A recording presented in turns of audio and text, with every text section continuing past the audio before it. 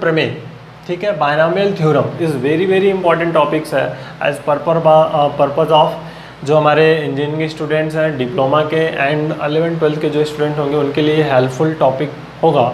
इससे related questions हर बार उनके exam में बनते भी हैं और इम्पॉर्टेंट टॉपिक है, इजी है। तो पहले तो हम आज इसमें ये सीखने वाले हैं इस लेक्चर में इसके बेसिक इंट्रोडक्शन, डेफिनेशन के बारे में बात करेंगे, क्या क्या रॉ मटेरियल की ज़रूरत होती है, हम सारा चीज़ें बेसिक से इसको समझने का प्रयास करेंगे। तो बने रहे एक लेक्चर के साथ, बहुत ही इंपॉर्टेंट एंड लॉजिकल कंसेप्ट के साथ हम इस प्रॉपर्टीज़ और बायनॉमियल थ्योरम को समझने का एक प्रयास करेंगे। इसके बारे में हम आपसे बात करेंगे। तो आइए देखते हैं इस लेक्चर में के बारे में क्या करते हैं। अदर थिंग्स, आप चाहें तो मेरे चैनल AM मैथ्स ट्यूटोरियल का एंड्रॉयड ऐप्स अवेलेबल है, तो आप प्ले स्टोर से उसको डाउनलोड भी कर सकते हैं। बायनॉमियल थ्योरम है क्या एक्चुअल में? बायनॉमियल थ्योरम एक तरह का फार्मूला ही है, उसको हम कैसे डिफाइन करेंगे उसके बारे में हम बात करेंगे। बट पहले हम इसमें जो रॉ मटेरियल लगने वाला है, इसको तैयार करने के लिए जो कुछ हमें लगेगा, बेसिक इन्फॉर्मेशन जो होगी वो हम पहले यहाँ पे आज आपको बताएंगे। जैसे हम घर बनाते हैं तो घर बनाने के लिए हम क्या करते हैं, पहले सीमेंट चाहिए, बालू चाहिए हमें, फिर उसके बाद ईंट चाहिए, आपको गिट्टी छड़ चाहिए, बहुत सारी चीज़ें हो। उसी तरह हम बायनॉमियल थ्योरम को एक्सपेंड करें स्टूडेंट, उसके हिसाब से हमें क्या क्या नोटेशन की ज़रूरत होगी, क्या क्या सिंबल यूज होता है उसमें, उन सब पे हम बात करेंगे। उसके बाद फिर आएंगे हम बायनॉमियल थ्योरम पे। तो सबसे पहले एक इसमें बहुत ही इंपॉर्टेंट टॉपिक आता है, एक फैक्टोरियल, ठीक है।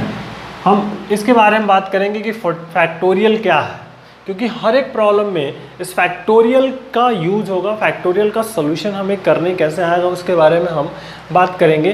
तो पहले जैसे फैक्टोरियल नोटेशन की बात करें, इसके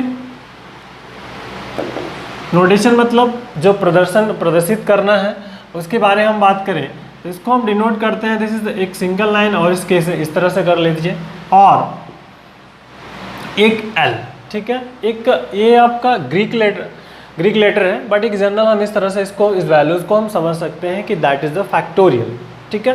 अब वैल्यू को फाइंड आउट कैसे करना है, ये इंपॉर्टेंट थिंग है कि वो फैक्टोरियल जो है उसकी वैल्यू को हम कैसे फाइंड आउट करेंगे, इंपॉर्टेंट। तो जैसे हम मान लीजिए स्टार्ट कर देते हैं यहाँ से 2 फैक्टोरियल सिंबल। तो अब वर्कआउट ये करना है कि जब 2 से लेकर के 1 तक जितने भी नंबर हैं उन सभी का मल्टीप्लिकेशन करके हम फैक्टोरियल की वैल्यू को फाइंड आउट करेंगे। देखिए फॉर एग्जांपल दिस इज 2 × 1 2। अब similarly can friend student 3 factorial, तो 3 से लेकर कहाँ तक, 1 तक जितने भी नंबर्स हैं सबका multiple value 6।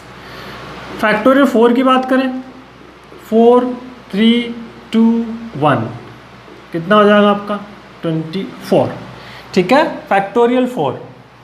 Similarly you can write on the factorial 5, तो 5 से लेकर 1 तक जितने भी नंबर हैं सबका मल्टीप्लिकेशन 5 4 3 2 1, तो दैट इज वैल्यू 120। तो फैक्टोरियल 6 क्या हो जाएगा, देखिए 6 5 4 3 2 1, दिस इज 720, आपस में मल्टीपल कर दीजिए total, this you get 720। Similarly n factorial, n के बारे में हमें कोई इन्फॉर्मेशन नहीं है कि n क्या है, ठीक है, बट वो है नेचुरल नंबर्स। तो अब एक एक वैल्यूज, मतलब पहला n, उसके आगे वाली वैल्यू n-1, फिर n-2, एक एक कम करके लिखते चले जाएंगे, कहाँ तक जाएंगे 3 2 1, जब तक हमें लास्ट मल्टीपल 1 तक नहीं मिल जाता तब तक हम करेंगे। बट n के बारे में, n बिलोंग्स टू n, मतलब इस इज नेचुरल नंबर,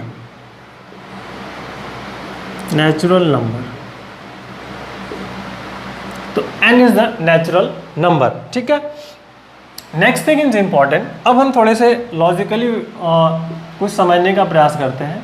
इसको हम ऐसे लिख सकते हैं, देखिए कैसे, फैक्टोरियल 5 लिखा जा सकता है, यहाँ से यहाँ तक जाइए, ये वैल्यू क्या है, फैक्टोरियल 5 है, 5 से लेकर 5 4 3 2 1 तक है, फैक्टोरियल 5 है, ठीक है।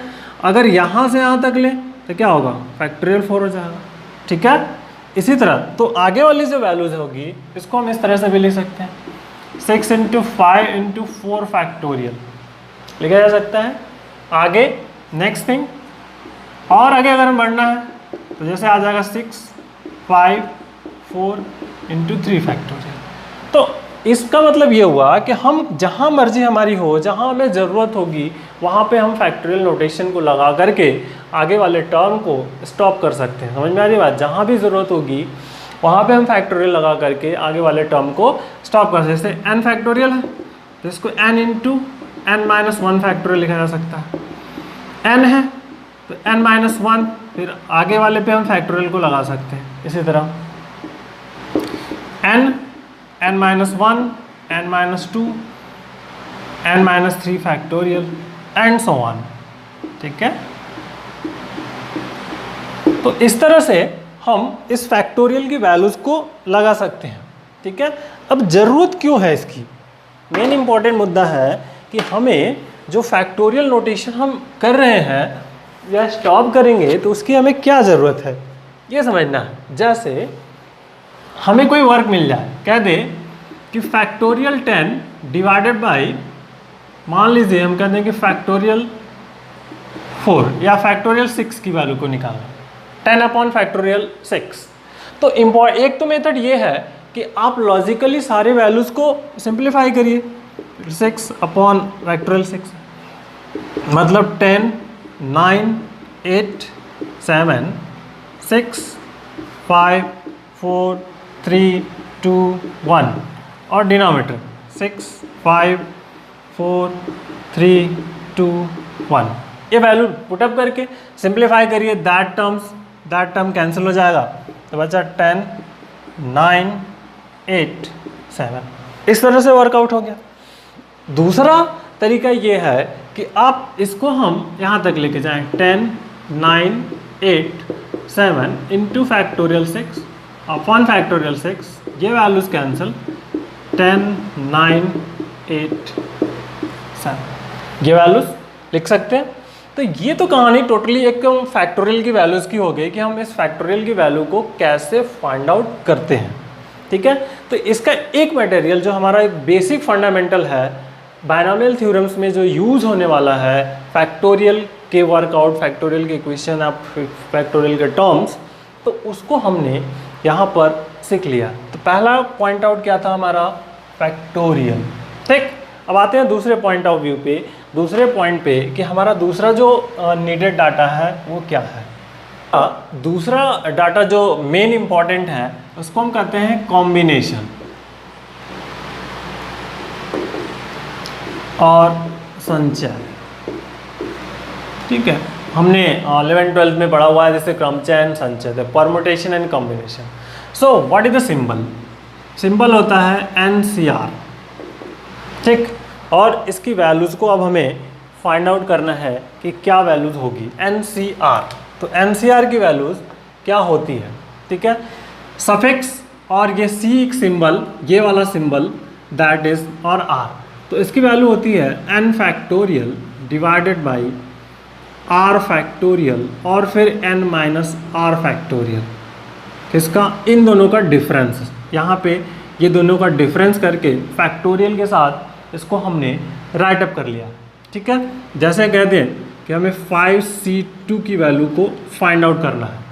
5C2 समझ आ रही है आपको? 5C2 की वैल्यूज़ तो हम क्या लिखेंगे? पहले फैक्टोरियल 5 फैक्टोरियल 2 और 5 माइनस 2 फैक्टोरियल। सिंप्लीफिकेशन क्या मिलेगा? 5 फैक्टोरियल 2 फैक्टोरियल 3 फैक्टोरियल। तो छोटी क्वांटिटी है तो 5, 4, चाहे तो आप 3 फैक्टोरियल यहाँ पे वर्कआउट कर सकते हैं, 2 इंटू 1 इंटू 3 फैक्टोरियल्स, तो ये वर्ड टर्म्स कैंसिल, 2 2 ज़ा 4, so that is the 10। 5C2 की वैल्यू हमें क्या मिल गई? 10 मिल गई। इसी तरह कोई भी वैल्यूज हम निकाली जा सकती है। जैसे हम कहते हैं कि अभी हमें चाहिए 10C3 की वैल्यू, तो 10C3 की वैल्यू क्या हो सकती है आपकी? इस फार्मूले के थ्रू अगर हम जाएं, हमारा जो ये फार्मूला है एक तरह से ये फार्मूला हमारा है। ठीक, तो ये वैल्यूज हो जाएगी factorial 10 upon 3 factorial into 10 minus 3 factorial. ठीक, तो 10 माइनस 3 फैक्टोरियल, अब इसको सिंप्लीफाई कर लीजिए, 10 factorial divided by 3 factorial and 7 factorial. तो अब हम क्या करेंगे 10 9 8 और फिर यहाँ पे 7 फैक्टोरियल, क्योंकि 7 है कोई प्रॉब्लम नहीं, 3 2 1 इंटू 7 फैक्टोरियल, तो ये टर्म्स कैंसिल, 3 3 ज़ा 9, 2 4 ज़ा 10, तो 4 3 12 120, ठीक है, ये मिल जाएगा। तो 4 3 12 हो गया और फिर ये दोस्तों 120। तो इस तरह से हम इनकी वैल्यूज़ को फाइंड आउट कर सकते हैं। अब अनदर थिंग्स जैसे क्या दें कि मान लीजिए हमें कहते हैं कि 15C0 का मान क्या होगा, 15C0, ठीक है। अभी एक छोटे छोटे वर्कआउट कर रहे हैं, तो 15C0 फैक्टोरियल 15 फैक्टोरियल 0 और फिर यहाँ पे हमारा 15 माइनस 0 फैक्टोरियल 15 अपॉन ये फैक्टोरियल 0 इज 1, तो 1 into 15 factorial cancel, this is 1, ठीक है। तो मेन इंपॉर्टेंट थिंग्स कि फैक्टोरियल 0 हमारा क्या होता है 1 होता है, माइनस n अगर हम कहें तो दैट वैल्यूज इनफाइनाइट होगी, ठीक है। तो n, but n is the natural number, ध्यान रखिएगा n क्या होगा, नेचुरल नंबर होगा, n बिलोंग्स टू n, ठीक है, n बिलोंग्स टू n, मतलब नेचुरल नंबर की बात करेंगे 1 2 3 4 5 समथिंग हो, so that value is n belongs to n, capital N, ठीक है। तो ये तो एक फंडामेंटल है, इस कॉम्बिनेशन की वैल्यूज़ को हमें फाइंड आउट करने के लिए जो वर्कआउट करना है ये करेंगे। अब हम किसी n के लिए फाइंड करेंगे, जो इम्पोर्टेंट फार्मूले रहेंगे हमारे, इम्पॉर्टेंट पॉइंट, ठीक है। तो इम्पॉर्टेंट पॉइंट में स्टूडेंट हम पहला जैसे हमें वर्कआउट करना है कि NC0 का मान क्या होता है। NC0 का मान हमेशा ऑलवेज 1 होता है। इसी फार्मूले से हम इसको इम्प्लीमेंट कर सकते हैं कि NC0 हमारा क्या होगा 1 होगा। जैसे 10C0 15 है तो NC0 का मान हम यहाँ से निकाल सकते हैं, NC0 n factorial 0 factorial n factorial, so that value is 1, ठीक।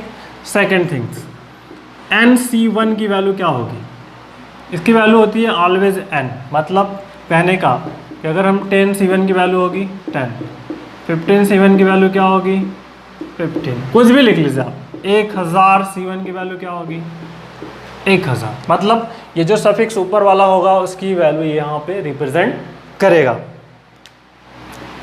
तीसरा NC2 क्या होगा, NC2, तो इसको हम निकाल सकते हैं, देखिए कैसे, यहाँ पे n फैक्टोरियल 2 फैक्टोरियल और n माइनस 2 फैक्टोरियल, ये हो सकता है वर्कआउट, इंपॉर्टेंट थिंग्स। तो अब ये जो हमारा है n इंटू n माइनस 1 और n माइनस 2 फैक्टोरियल आप राइट अप कर सकते हो, 2 फैक्टोरियल रहेगा, n माइनस 2 फैक्टोरियल अपने जगह, ये कैंसिल, तो इट मीन्स NC2 की वैल्यू क्या हो जाएगी n into n minus 1 upon 2 factorials, ठीक। जैसे हम कोई भी वैल्यूज़ ले लीजिए, हम कहते हैं कि हमें 6C2 की वैल्यू चाहिए, ठीक है। एक तो प्रोसीजर आप ऐसे ओपन करके कर लो या फिर इस फार्मूले में रख के हम के वर्कआउट कर ले। तो 6 माइनस 1 अपॉन 2 फैक्टोरियल मतलब 2 इंटू 1, तो ये हो गया 15, ठीक है। तो 6C2 हमारा क्या मिल गया 15। तो अब आगे वाले टर्म्स को भी हम इसी तरह से निकाल सकते हैं, ठीक है। आगे वाला टर्म्स कौन सा 6C3 664, ठीक है। तो देखिए 6C3 की वैल्यू क्या हो जाएगी, सॉरी अब NC3 चौथा, इसकी वैल्यू होगी n, डिनोमिनेटर में क्या आ रहा है, जैसे 2 था तो 2 फैक्टोरियल, तो यहाँ पे 3 है तो यहाँ पे हम क्या लिख लेंगे 3 फैक्टोरियल, 2 था यहाँ पे 1 माइनस 1 तक गया, तो यहाँ क्या हो जाएगा n माइनस 1 और n माइनस 2, ठीक। NC4, ठीक, n minus 1 n minus 2 n minus 3, एक कम ध्यान रखिएगा, और डिवाइडेड बाई 4 फैक्टोरियल, ठीक। इसी तरह डॉट डॉट करके NCN करेंगे तो NCN की वैल्यू होती है 1, ठीक। कहने का मतलब ये 10C10 1, 5C10 sorry 5C5 is 1। तो इस तरह से वैल्यूज़ को फाइंड आउट हम कर लेंगे। तो ये हमें कॉम्बिनेशंस की वैल्यू को हम फाइंड आउट करना हमें एक फंडामेंटल वर्कआउट आ गया। तो अब हम जब ये चीज़ basic materials, basic raw material जब हमने दोनों चीज़ों को समझ लिया, तो अब हम जो आगे आएंगे, हमारा जो आगे वाला टॉपिक होगा,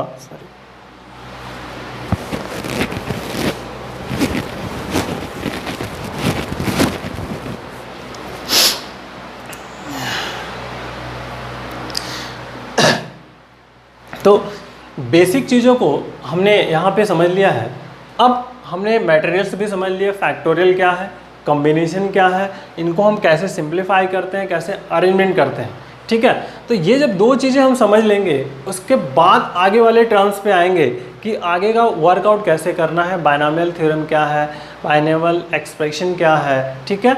तो अब उसके बारे में हम यहाँ पे आने वाले अपने लेक्चर्स में बात करेंगे। तो आइए हम अब बायनॉमियल थ्योरम पे बात करें।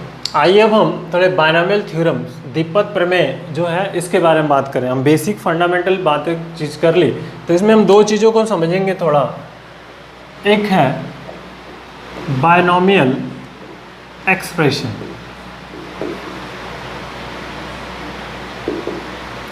ठीक है, द्विपद व्यंजक इसको कह सकते हो आप, इसको हम कहते हैं द्विपद व्यंजक। इस तरह से वर्कआउट ये होता है, ठीक है। दूसरा इसके डेफिनेशन पे हम बात करेंगे जनरली। तो अब द्विपद व्यंजक क्या है, बायनॉमियल एक्सप्रेशन क्या है हमारा, ठीक है। ऐसे टर्म जिसमें दो पद इन्वॉल्व हो, सिर्फ they are binomial expression involving two terms only, ठीक है। आप इस तरह से कह सकते हो। इसकी बात हम करें तो बायनॉमियल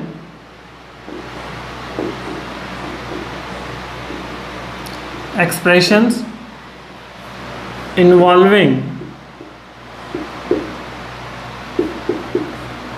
टू टर्म ओनली, ठीक है। मतलब तो इसको हम कहेंगे ऐसे द्विपद व्यंजक जिसमें सिर्फ दो पद ही हो, इंक्लूड हो, ऐसे व्यंजक होंगे जिसमें सिर्फ दो पद हो। जैसे एग्जांपल में हम कह सकते हैं x प्लस ए, ठीक, 2a plus b, a minus b, x minus y and so on, ठीक। दो पद हैं, सो दो पद इंक्लूडेड है, इसलिए हम इसको कह देंगे कि बायनॉमियल एक्सप्रेशन। इट मीन्स कोई भी ऐसा है जिसमें सिर्फ दो पद इन्वॉल्व होते हैं, तो हम उसमें इसको वर्कआउट कर लेते हैं, ठीक है। अब एक्चुअल में इसकी ज़रूरत हमें क्या क्या है, द्विपद प्रमेय जो बायनॉमियल है, हमें कहाँ कहाँ इम्प्लीमेंटेशन हम कर सकते हैं, कहाँ कहाँ अप्लाई कर सकते हैं, उन सब के बारे में थोड़ा समझना हमें ज़रूरत है। जैसे देखिए, एक सिंपल सा लॉजिक समझिए कि आप a प्लस बी का स्क्वायर करते हो, a square plus 2ab plus b square करते हैं हम। a प्लस बी का होल क्यू करते हैं, a cube, 3a square b plus 3ab square and so on, ठीक है। अब थोड़ा और आगे बढ़े, हम पावर ऑफ 4 ले लें तो क्या होगा, a प्लस बी का होल स्क्वायर फिर a प्लस बी का होल स्क्वायर करें तो टाइम टेकन होगा। अगर इसी तरह हम कह दें कि a प्लस बी के पावर ऑफ 10 फाइंड आउट करना है, तो कैसे फाइंड आउट करेंगे। तो ये पॉसिबिलिटीज़ नहीं बनती है कि कितनी, मतलब ये जो वर्कआउट होगा, अब हम 10 कैसे फाइंड आउट करेंगे, या इसी में किसी पर्टिकुलर 10 टर्म के बारे में बात कर दे, कहते हैं कि a प्लस बी के पावर 100 है और हमें जो है 80th टर्म्स को फाइंड आउट करना है, तो हम कैसे फाइंड आउट करेंगे। तो एक फंडामेंटल या लॉजिकली, तो इन सभी प्रॉब्लम्स को दूर करने के लिए, सॉल्व करने के लिए हम बायनॉमियल थ्योरम्स का यूज करते हैं। बायनॉमियल एक्सप्रेशन का यूज़ हम कब कर सकते हैं, जो बायनॉमियल थ्योरम का यूजेज कब हम करते हैं, ये सब जो सिस्टम है, पावर जो होगी वो मोर देन होगी, तब हम इसका यूज करेंगे। मतलब हम अगर इस तरह से इसको कहें कि x प्लस ए के पावर n, ठीक है, n की वैल्यू आप कुछ भी ले सकते हो, is greater than or equal to 2 ले लो, ठीक है, that means is value greater than or equal to 2 something.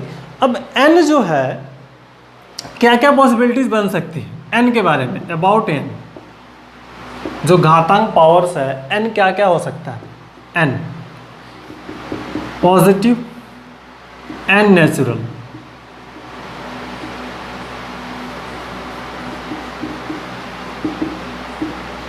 ध्यान रखिएगा, ये क्या क्या हो सकता है, पॉजिटिव एंड नेचुरल हो सकता है। दूसरा नेगेटिव, ठीक, एंड नेचुरल। नेचुरल मतलब प्राकृतिक नंबर, नेचुरल नंबर्स की बात होगी यहाँ पे, ठीक। तीसरा पॉजिटिव और नेगेटिव, ठीक है, एंड रेशनल। रेशनल फॉर्म मतलब p/q के फॉर्म में, q नॉट इक्वल टू 0, ठीक। परिमेय संख्या, रेशनल को हम क्या कहते हैं, परिमेय, ठीक है, दैट इज द परिमेय। तो परिमेय नंबर, रेशनल नंबर, तो इन सब की पॉसिबिलिटीज यहाँ पे बन सकती है n के अबाउट इस टर्म का एक्सपेंशन करने के लिए। तो हम पहले इस वाले टॉपिक्स पे बात करने वाले हैं, मतलब बायनॉमियल थ्योरम्स जो होगा पॉजिटिव इंडेक्स के लिए, ठीक है।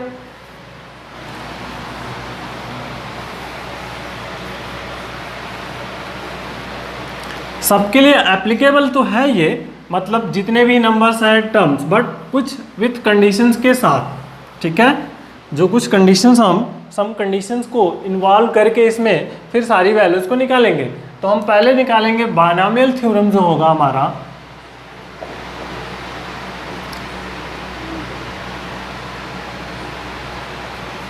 यहाँ पे हम लेंगे पॉजिटिव इंडेक्स,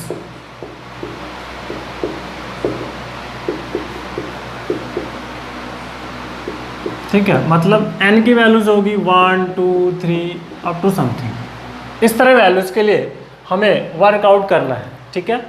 अब बायनॉमियल थ्योरम है क्या एक्चुअल में, ठीक है, तो binomial theorem is algebraic formula, ठीक है। यह एक क्या है, बीजगणितीय सूत्र, ठीक है। अलजेब्रिक फार्मूला में क्या है, बीजगणितीय सूत्र, ठीक है। हिंदी में इसको हम कहते हैं कि बायनॉमियल थ्योरम जो द्विपद सिद्धांत है, ये क्या है हमारा, है एक अलजेब्रिक फार्मूला है, बीजगणितीय सूत्र है, ठीक है। इसको हम, ठीक है, it is denoted by it is the form of, ठीक है।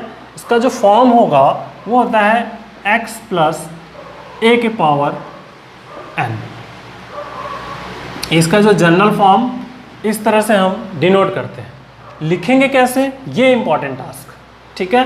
तो देखिए कैसे लिखते हैं, NC0, पहला ब्रेक कर लेते हैं थोड़ा, NC0 के बाद क्या आएगा, NC1 आएगा, फिर क्या आ सकता है, NC2 आ सकता है, फिर आगे आते हैं थोड़ा,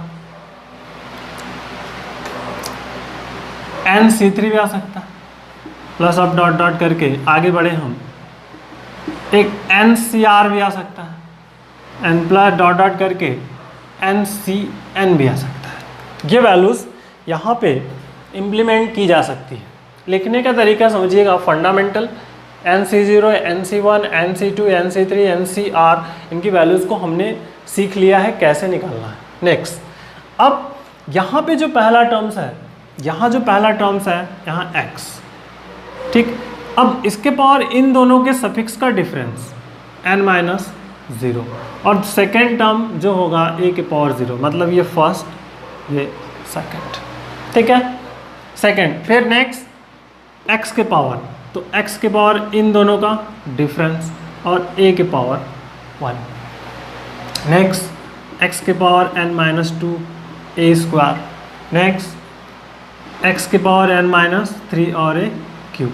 अब अगला यहाँ पे क्या आ जाएगा, x के पावर n-r और a के पावर r, और यहाँ x के पावर n-n a के पावर n, ठीक है।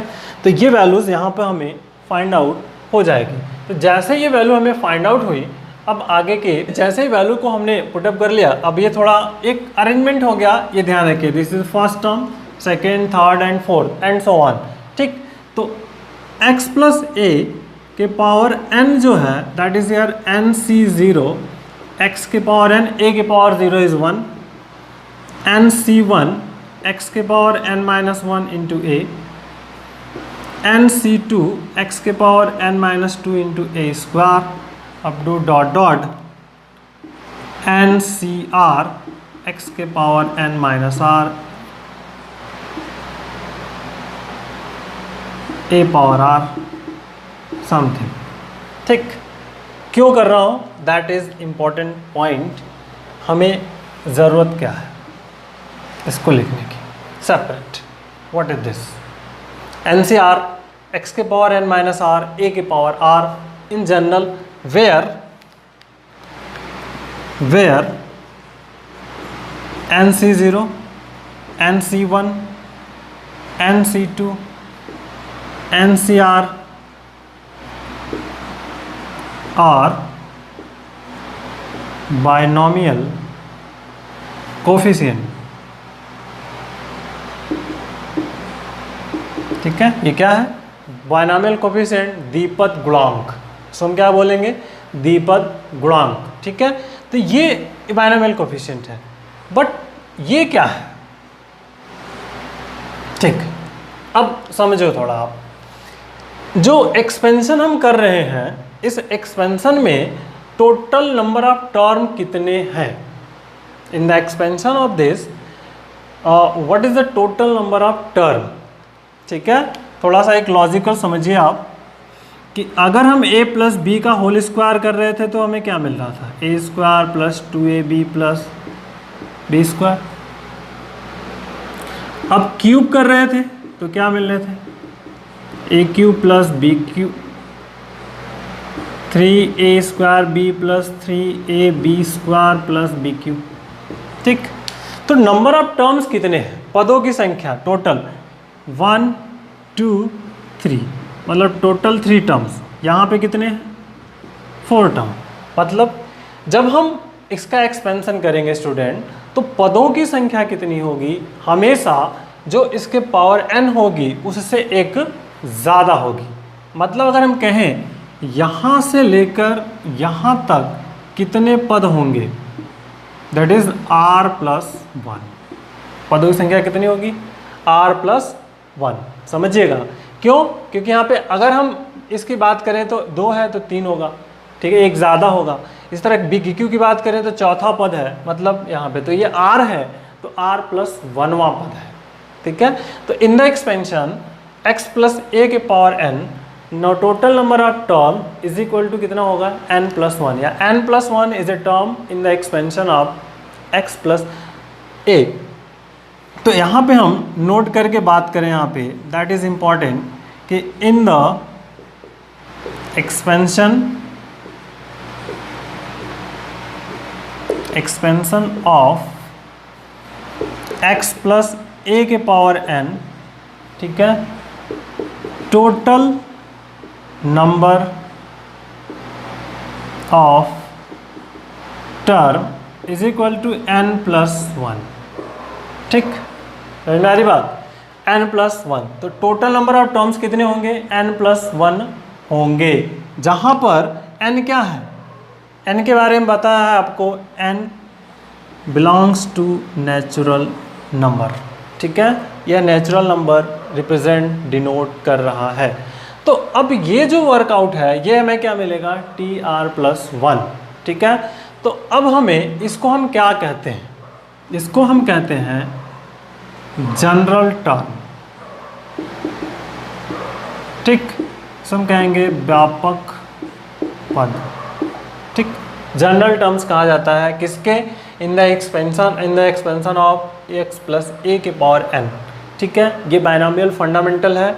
तो दो चीज़ें, पहले coefficient, total number of terms कितने हैं, एक हमेशा ज़्यादा होगा जितने भी इसकी पावर होगी, जो x प्लस a की पावर जितना होगा, 2 है 3 है, तो टोटल नंबर ऑफ टर्म्स कितने हो जाएंगे, 4 हो जाएंगे, 5 हो जाएंगे। इस तरह से रिजल्ट हमें मिलता रहेगा।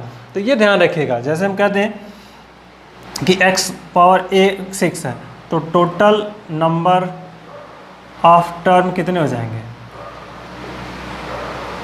कर लो कितना हो, 7 होगा, एक इससे ज़्यादा। ठीक है, तो दैट इज़ इम्पॉर्टेंट। अब आते हैं अगला जो पॉइंट व्यू है हमारा, बहुत ही इम्पोर्टेंट है, इसके बिना आगे वर्क नहीं होगा, ध्यान रखिएगा। ठीक है, general term.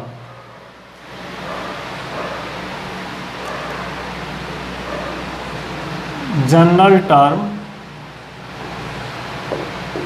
in the expansion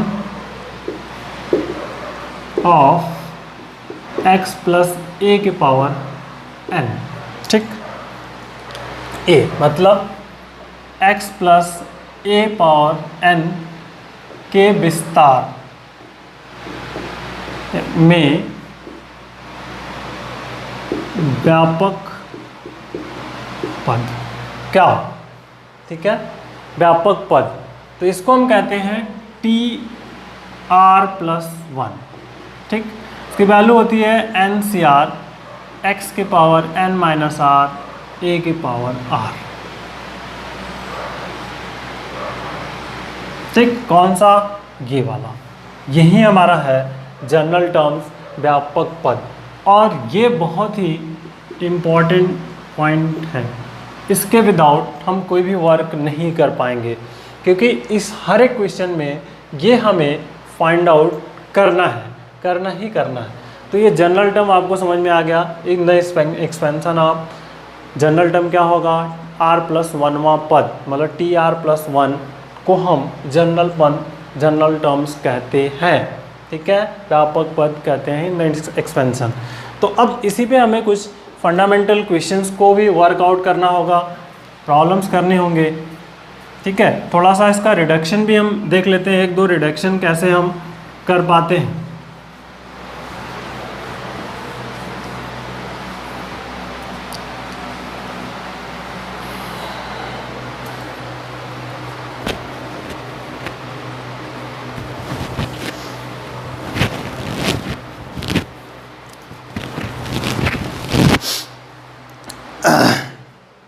ठीक है, तो रिडक्शन या डिडक्शन आप कह सकते हो। दूसरा, अगर हम x माइनस ए के पावर n की बात करें तो क्या होगा? अभी तो हम प्लस की बात कर रहे थे, अब कुछ अनदर फार्मूले जो होंगे, अभी x प्लस ए था, बट x माइनस ए के पावर n क्या होगा? तो अगर हम इसको इस तरह से लिख सकते हैं आप, x माइनस ए के पावर n। ठीक है, नाउ एक्सपेंड नाउ एन सी ज़ीरो एक्स के power n minus zero minus a के पावर ज़ीरो। नेक्स्ट एन सी वन एक्स के power n minus one minus a के पावर वन।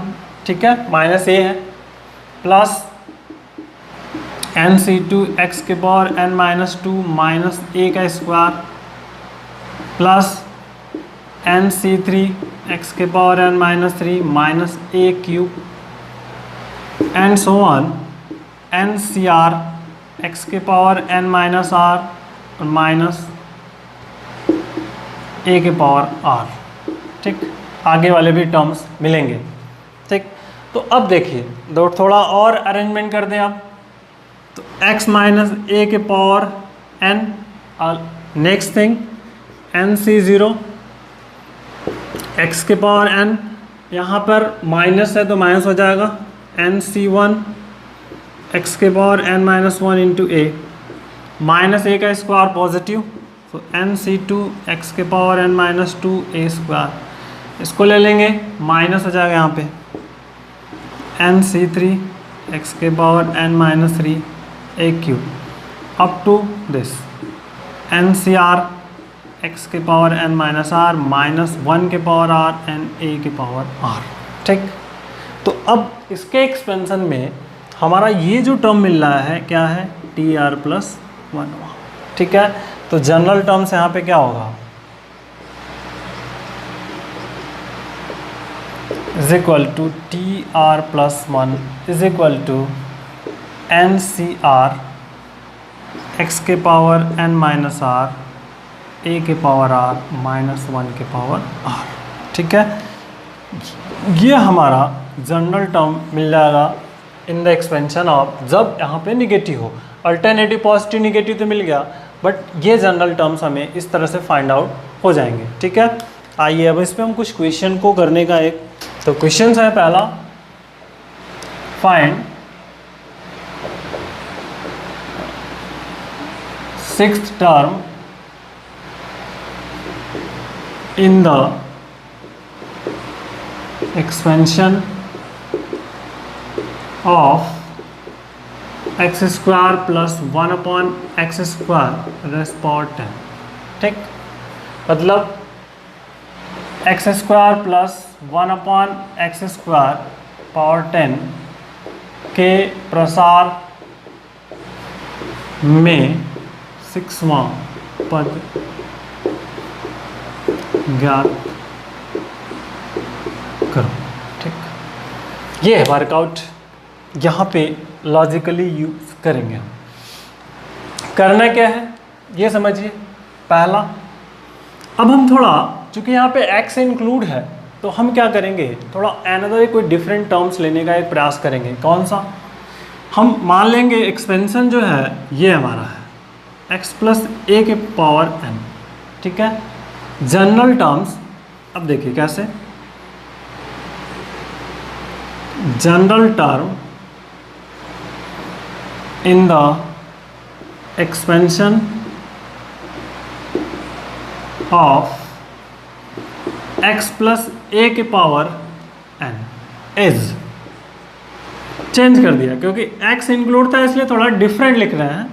तो tr plus 1 is equal to क्या, ncr x के power n minus r और a के power r, ये formula.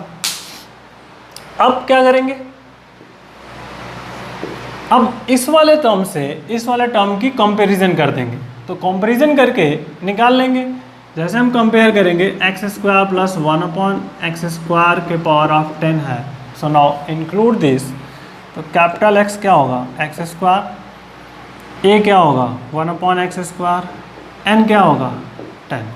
ये वैल्यूज हमें फाइंड आउट होगी। क्वेश्चन है 6 टर्म, तो T6।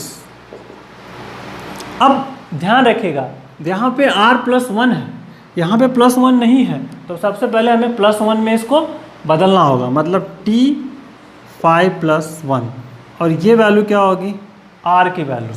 तो अब वर्कआउट हो जाएगा 10C5।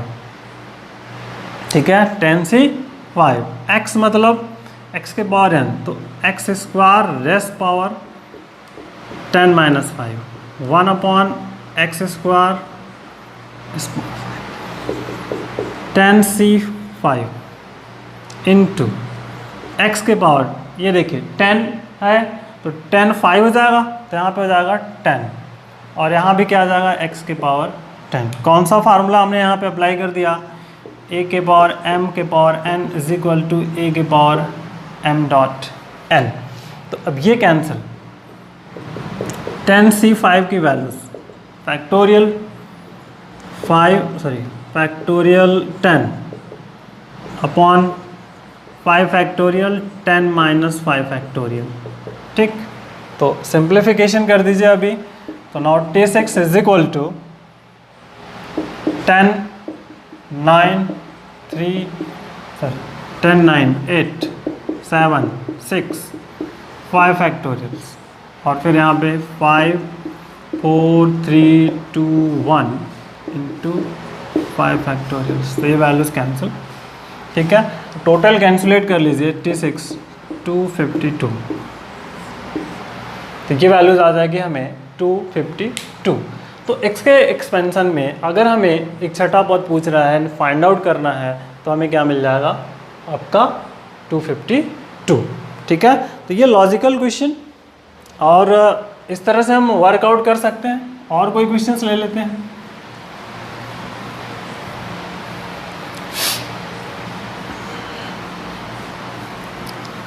एक और क्वेश्चन थोड़ा लेते हैं, इम्पोर्टेंट बट डिफरेंट थोड़ा। ठीक, जैसे हम कहते हैं ये ले लेते हैं second question, x³ minus 1/x³ raise power 12। ठीक है, हमें क्या निकालना है, इन द एक्सपेंशन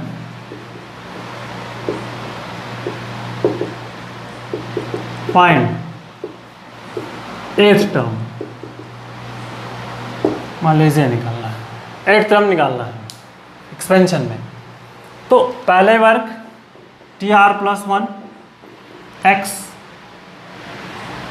तो NCR x के पावर n माइनस आर, चूँकि यहाँ पे माइनस है तो चाहो तो आप अरेंजमेंट कर लो, या यहाँ पे -1 के पावर r लगा सकते हैं, a के पावर r, ठीक है। ये किसके एक्सपेंशन में है, x माइनस a के पावर n के एक्सपेंशन में r प्लस 1वां पद हमारा क्या होगा, ये होगा, ठीक है। तो अब यहाँ पे हम कंपेयर करते हैं, x क्या होगा x3, a क्या है 1/x3, n कितना है 12, ठीक है। आपको फाइंड क्या करना है T8, तो क्या हो जाएगा T7 + 1, ये क्या हुआ, और 12C7, x के पावर कितना, तो x के पावर यहाँ पे है x³ के पावर 12 - 7, फिर -1 के पावर r मतलब 7, और a के पावर 1/x³ के पावर 7, ठीक। सिंप्लीफिकेशन अब 12C7 x के पावर देखिए यहाँ पे कितना होगा 5, 7 5 15, इंटू माइनस हो जाएगा तो यहाँ पे अब -1, नेक्स्ट 1/20 x के पावर 21, तो ये -12C7। अब इसको सिंप्लीफाई करना है, 12 फैक्टोरियल 7 फैक्टोरियल 12 - 7 फैक्टोरियल, ठीक। और x के पावर चूँकि यहाँ बड़ा है तो इसको हम डिनोमिनेटर में लाते हैं, x के पावर 21 - 15, ठीक, -12 11 10 9 8 7 फैक्टोरियल 5 फैक्टोरियल्स, और 1/x के पावर कितना 15 6 6, तो ये कैंसिल हो जाएगा। बाकी के टर्म को आप सिंप्लीफाई करके रिजल्ट को अपने फाइंड आउट कर सकते हैं। तो ये एक फंडामेंटल लॉजिक है।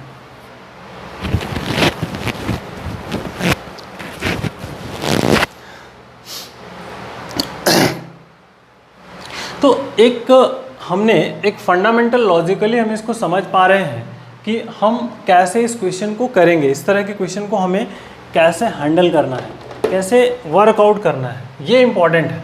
कुछ भी वर्कआउट हो सकता है, जैसे हम कहते हैं दूसरा एग्जांपल, हमें 4th टर्म को फाइंड करना है। एक्सपेंशन क्या है 2x³ 1/x², रेस्ट पावर 10, मान लीजिए ये देखिए। हमें क्या फाइंड करना है 4th टर्म T4 को फाइंड आउट करना है। तो पहले एक रिजल्ट हमें क्रिएट होना चाहिए कि अगर हम x - a के पावर n कर रहे हैं तो हमारा जो जनरल टर्म है TR + 1 क्या होगा स्टूडेंट, NCR x के पावर n - r -1 के पावर r a के पावर r। अगर ये जो फार्मूला क्लियर होगा तो आगे के टर्म्स को हम आसानी से कर पाएंगे। तो यहाँ पे अब x कितना है 2x³ है, a कितना है 1/x² है, n कितना है 10 है। तो T4 की बात करना है तो T3 + 1 r + 1 10C3, ठीक।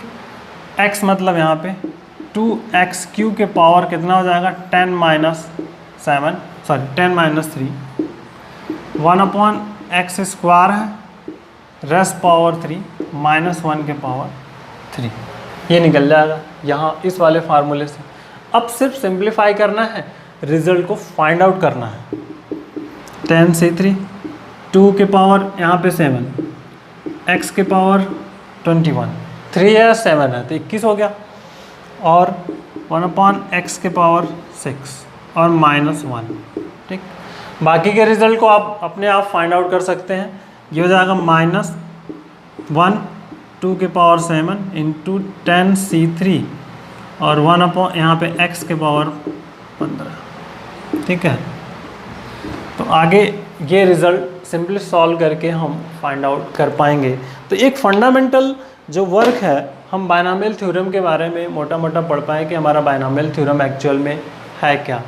नेक्स्ट हम अब क्या करेंगे, जो अगला हमारा सेशन होगा, अगला इम्पॉर्टेंट टर्म होगा, उसमें हम मिडिल टर्म के बारे में बात करेंगे, एक्सपेंशन कैसे फाइंड आउट करते हैं उस सब के बारे में बात करेंगे, इंडिपेंडेंट टर्म्स कैसे फाइंड आउट करते हैं, ठीक है। तो बहुत सारे टॉपिक, कई तरह के क्वेश्चंस इस पे बनते हैं, उन सभी पे हम नेक्स्ट लेक्चर में बात करेंगे। So take